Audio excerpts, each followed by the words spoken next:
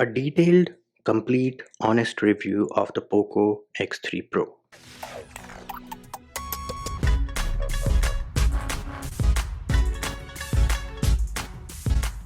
Hey peeps, what's up? Munchie here, back with another video. And in this video, we are going to do a detailed, honest, and complete review of the Poco X3 Pro.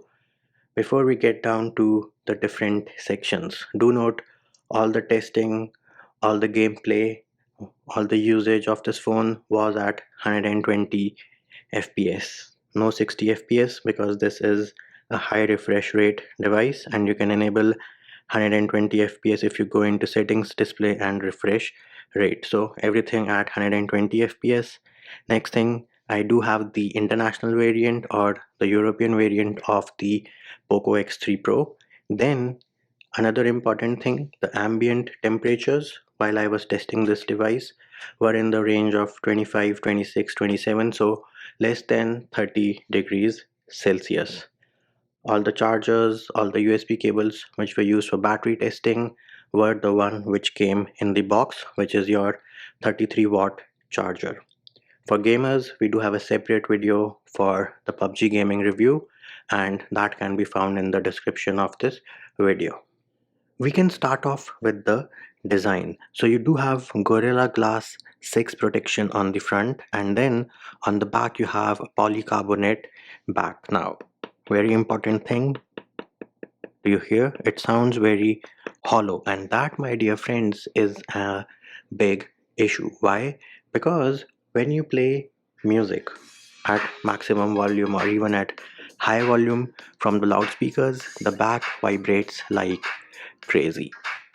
Trust me, it is not a pleasant feeling to hold a phone and then see the back or feel the back vibrate. I think that is something which they need to fix. Either there's something wrong with their design or the speaker is too loud. Other than that, you do have this racing stripe style design. So this here is glossy and on each side you do have matte finish, and of course it is a fingerprint and smudges magnet. The fingerprint sensor is on the side and it works absolutely fine. No issues with that. Volume buttons are pretty clicky enough, no issues with those either. And do note that the front camera can double up as a face unlock camera, but it is not secure and it is not IR face unlock. The phone is IP53 rated, and the good thing is you do have the ever so rare headphone jack at the bottom, and on the top you also have the infrared port, so in case you want to control your televisions and other infrared devices you can do that. You do have the Mi remote application which is baked into the operating system or MIUI as well. Then another impressive feature is on top you do have a LED which can work as a notification light. Now unfortunately it does not blink as far as I know, it just stays solid, but it is there. Then the phone is a bit on the heavier side if you're coming from say a sub 200 grams device. This one I think is 215 or 216 grams, but the good thing is you will get used to the weight as you keep on using it.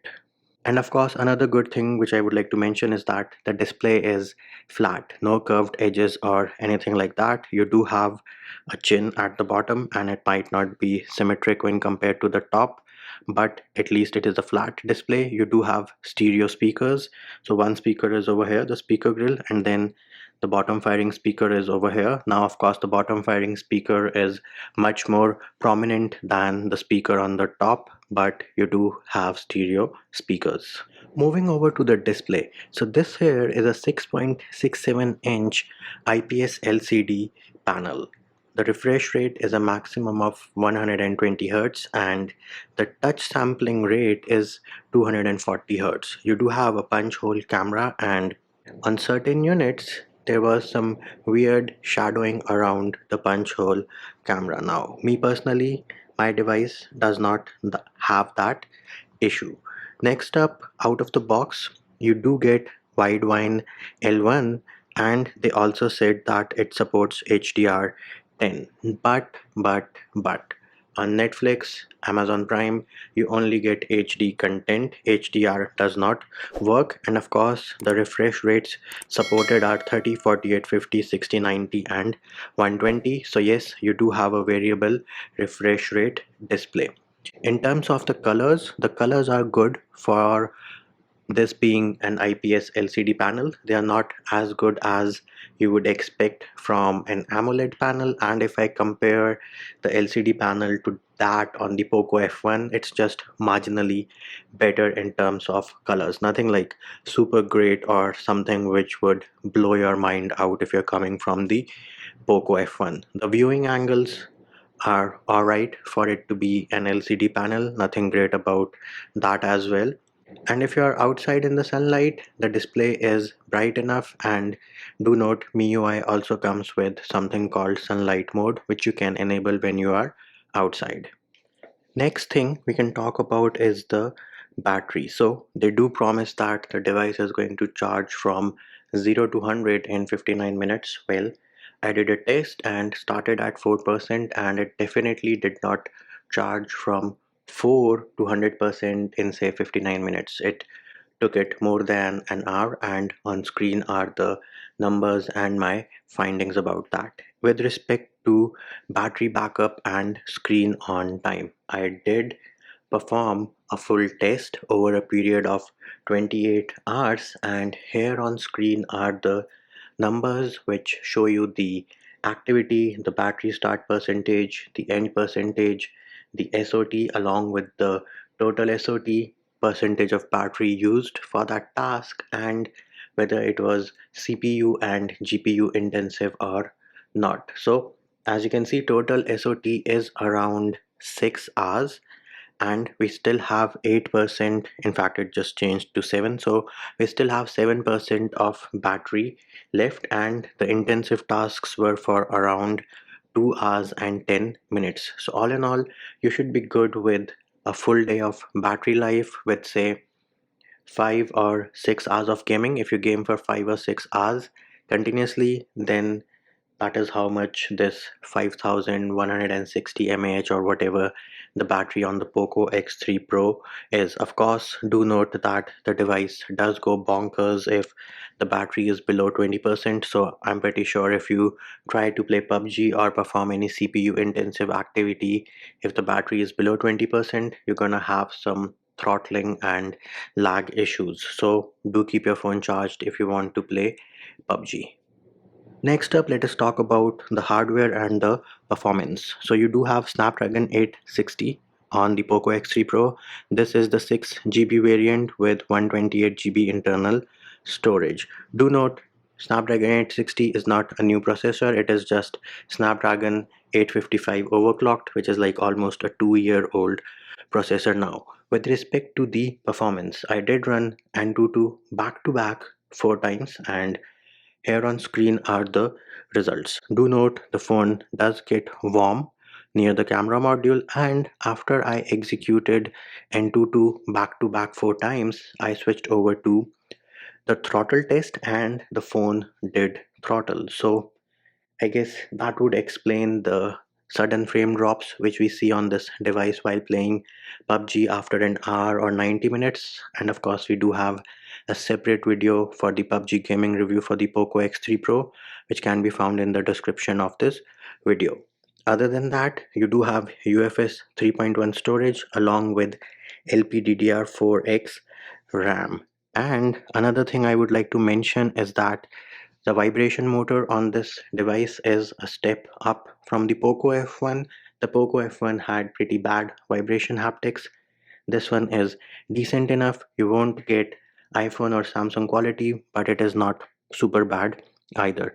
With respect to your earpiece, everything is fine. The other person could hear me fine, and the mic quality is also good enough.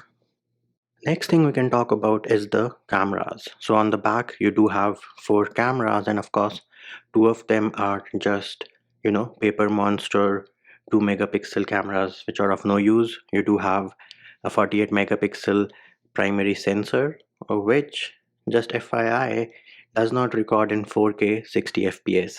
The pictures are good enough in daylight.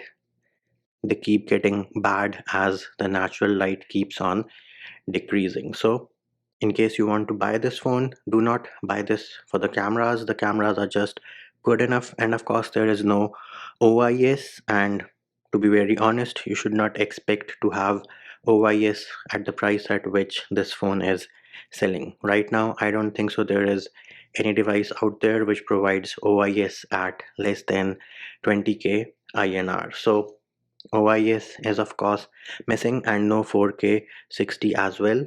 Cameras are just okay and alright, nothing too great about the cameras. Now moving over to software, you get MIUI 12 based on Android 11, and of course with Android 11 you do get Android 10 gestures which work without any issues. With respect to the launcher, you get my favorite Poco launcher on this device. So if I go into settings more, as you can see, you do have Poco launcher, and you can yourself see the animations whether they are broken or not. You be the best judge over here. Now an important thing to note here is that this is the European version of the Poco X3 Pro, and somehow I do have the option of Google Feed. So if I go into settings and more, and then if I go into home screen, you can see I have a toggle to enable or disable Google Feed. So I do not have the ugly me whatever pane they call it. So I do have Google Feed, and this is a welcome addition. Other than that, you also have some pretty nifty features over here. So if you go into settings and special features, you do have game turbo, video toolbox, and floating windows. Now because this is Poco launcher, something which is missing is the animations. So in MIUI, with MIUI launcher, the settings icon would be animated, but Poco has not been able to figure that out for ages. How do I know that? I am a owner of the Poco F1 as well. So that is something which they are yet to figure out.